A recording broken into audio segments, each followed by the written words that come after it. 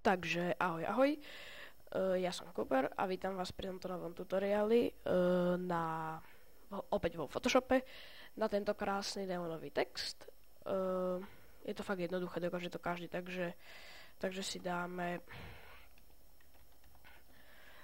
nový súbor, veľkosť nechám na vás, ja si spravím takúto a vytvoríme si pár nových vrstiev a zaklikneme si napríklad tú strednú, dáme T ako text, alebo si klikneme na text a vytvoríme si text. Napríklad, jak som ja ukazoval, tak TDS by Cooper.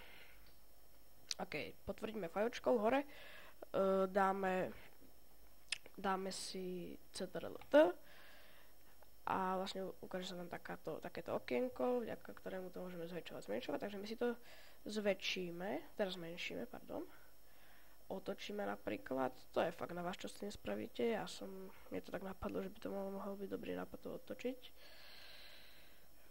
dáte Enter alebo tú fajočku hore a teraz si spravíme pozadie, čiže klikneme na vrstvu, pod tým spravíme si novú vrstvu. Ja mám rád pod tým jednu vrstvu vždycky, aj hore dole.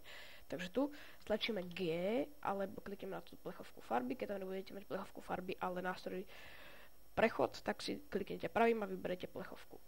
Vyberieme farbu čiernu a vylejeme. Dobre, ďalej, teraz si spravíme ten neonový text kvázi, takže dvojklik na vrstvu s textom, otvoria sa nám známe štýly vrstvy, to je jedno. A zaklikneme si ukoza relief a vlastne vidíte, že je to také 3D, ale došiel som na jednu vec, že keď dáte túto prstencovitý, tak to vyzerá ešte lepšie, vlastne vo finále.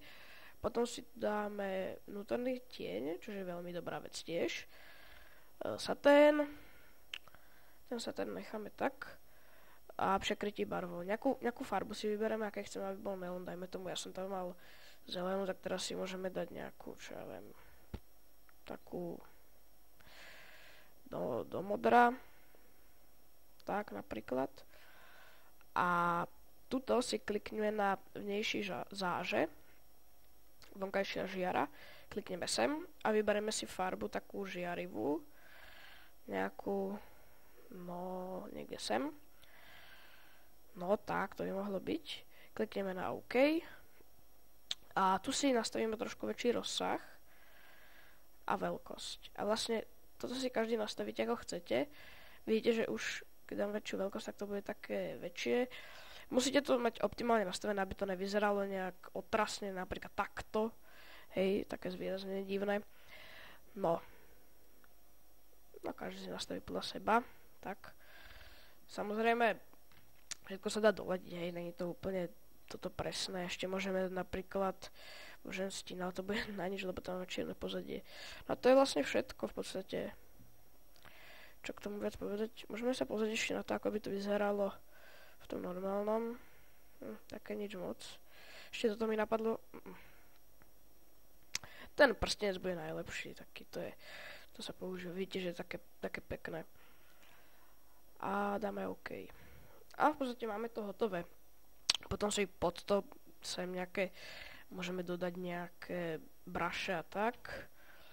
Čiže ja tu mám napríklad nejaký braš, tak si zmením farbu, aby to nebolo také divné, na nejakú zelenkavú, OK.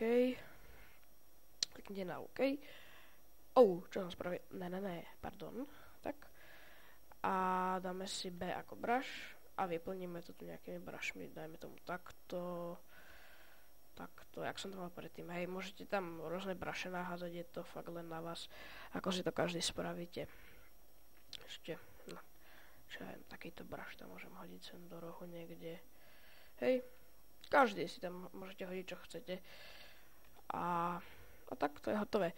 Takže tento neonový text, samozrejme iná farba, tak to bude inak vyzerať. Môžete dať, ja najčastejšie robím takže modrý text a pozadie takéto zelené, kriklové.